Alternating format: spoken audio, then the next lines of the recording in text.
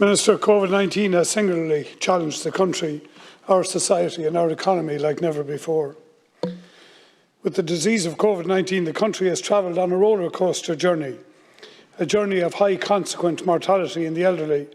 a hospital intensive care crisis that has tested staff to the limit, deferral of significant other health procedures and activity, and lockdown of our national population to suppress disease transmission. In addition, we agreed to eye-watering economic measures to stabilise our economy and prevent a wholesale bankruptcy for a whole slew of businesses, large and small, in every economic sector of the state. Despite the naked populism decrying scientific analysis and promoting a herd immunity that could only be possible through widespread death and chronic illness, visited across all age groups in our population, science has delivered a way out of the abyss, that being the COVID vaccination. We must be forever grateful to those many scientists and health researchers who worked around the clock for many months to find solutions to some, if not all, of COVID's ravages. As many still question the route Ireland took in fighting COVID, we might also note the present experience of New Zealand.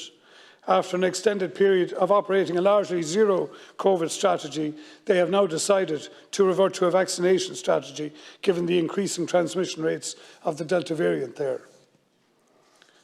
We sit here today, Minister, discussing the possible next round of both easing restrictions further while keeping monitoring and surveillance of potential disease resurgence in place,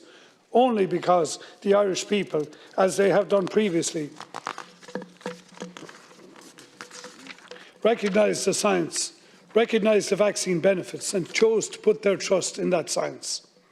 Indeed, in my own constituency of Waterford, I want to congratulate the people of Waterford City and County who have made the county unique in the country by having the highest county vaccination rate nationally.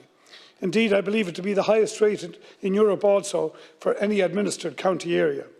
So, Ceann Comhairle, not only has Waterford been recognised as the best place to live in the country, we now carry also the title of safest county in the country as a result of vaccine aid uptake. The Minister has outlined here today that Government is looking to extend the present powers of the present Act purely as a safety net, but he says that it is Government's intention to fully open and lift all restrictions to indoor hospitality, but subject to public health advice on October 22nd. While Government are looking at extension of the sunset clause, I have to voice some concerns here regarding the extension of this present legislation. Indeed, I spoke on the Dáil record on a proposed amendment at the previous extension of powers that we would shorten the sunset period and then review the data. That amendment was not accepted at that time. You are asking Oireachtas members, Minister, to give their support to again extending significant powers to Government, while also advising that your best guesstimate is that these powers will not require invoking beyond the 22nd of October. I have concerns, Minister, that the rate of transmission, although at low levels then, may still be a cause for concern on that date. I have concerns that we may not be totally out of the woods even then, and that significant reason may describe why we must therefore continue to be able to implement significant infection control and disease retarding initiatives as required by extending this period even further. Should that prove to be the case, Minister, I believe that the full appropriation of powers that Government has been granted to severely limit the movements of people in our state or designate what personal data they must offer as a result is a power that cannot be extended again beyond your new proposed deadline. Even with future compelling evidence to support ongoing restrictions, I believe you must return to the House, Minister, with new legislation seeking a new mandate for its implementation past this 3-month window that you have now proposed.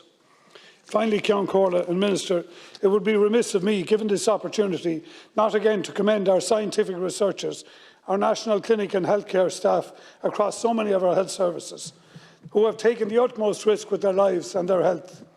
They stayed at their posts to carry out the duties that they were born to do. They represent the very best of what is cherished, what is desired in any country, in any people, in any society, and they should feel justifiably proud of their contribution to contemporary Irish history.